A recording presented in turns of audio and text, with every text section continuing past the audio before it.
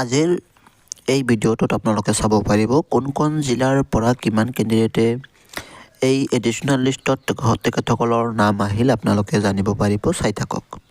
প্ৰথম কথা হৈছে এই এডিশ্যনেল লিষ্টটো কোন জিলাৰ বাবে আহিছে আপোনালোকে প্ৰথমে সেই জিলাসমূহৰ নামবোৰ চাব পাৰিব। চাই থাকক। ইয়াতে ধুবুৰী জিলাৰ নাম আছে, আপোনালোকে চাই আছে ইয়াতে, আৰু বাকী আছে আপোনালোকৰ ইয়াতে বৰপেটা জিলাৰ আছে, তাৰপিছত আছে আপোনাৰ নগাঁও জিলাৰ আছে, আৰু ইয়াতে কি জিলাৰ আছে, ইয়াতে যোৰহাট জিলাৰ আছে, যোৰহাট, তাৰপিছত চাউথ চালমাৰ মানকাছৰ জিলাৰ আছে, তাৰপিছত ডিব্ৰুগড় জিলাৰ আছে ইয়াতে, আৰু হাইলাকান্দি জিলাৰ বাবে আহিছে। লগতে আৰু আপোনালোকে ইয়াতে চাব পাৰিব কামৰূপ মেট্ৰৰ আছে, কামৰূপৰ আছে, কামৰূপ মেট্ৰৰ গোৱালপাৰাৰ গৈছে, গোৱালপাৰাৰ, আৰু ইয়াতে আছে লখিমপুৰ জিলাৰ আছে। আৰু ইয়াতে কথা হৈছে যদি আপোনালোকে এই PDF-টো বিচাৰে আপোনালোকে আচলতে PDF-টো অনলাইনত নাপায়, আৰু এইবোৰ অনলাইনত প্ৰকাশো নকৰে, কাৰণ এইবোৰ হৈছে মানে অনলাইনত প্ৰকাশ কৰিলে কিবা এটা প্ৰব্লেম হৈ যায়, সেইকাৰণে এইবোৰ অনলাইনত নাপায় আপোনালোকে। তাৰপিছত কামৰূপ ৰুৰেল গ'ল, আপোনালোকে তলত চাই আছে। ইয়াতে চাওক বাক্সা জিলাৰ আহিছে,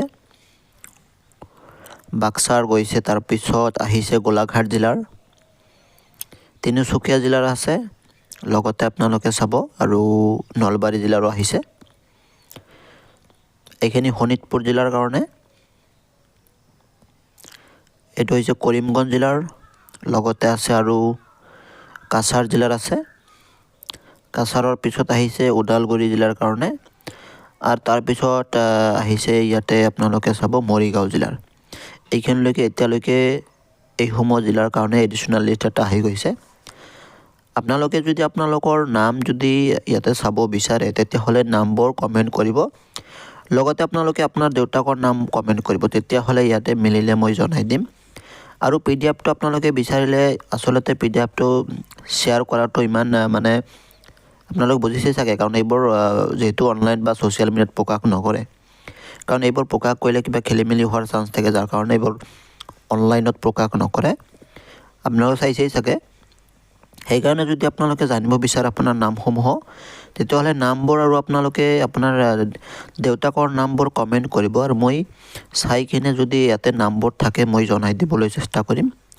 আৰু বিশেষকৈ আপোনালোকে ইয়াতে আপোনাৰ নামটো কমেণ্ট কৰিব বিশেষকৈ, আৰু যদি আপোনালোকে ইণ্টাৰভিউ দিছে তেতিয়াহে আপোনালোকে নামটো কমেণ্ট, যদি ইণ্টাৰভিউ দিয়া নাই তেতিয়াহ'লে ইয়াত নাম লিখিতো লাভ নাই নহয়। সেইকাৰণে আপোনালোকে আপোনাৰ নাম আৰু দেউতাকৰ নাম, লগতে কোনখন জিলাৰ আপোনালোকে সেইখন কমেণ্ট কৰিব। শেষত কৈছোঁ আপোনালোকে আপোনাৰ নাম আৰু দেউতাকৰ নাম, লগতে আপুনি কোনখন জিলাৰ, এই তিনিটা কমেণ্ট কৰিলেহে মানে ইয়াৰ পৰা চাব পাৰি। ধন্যবাদ।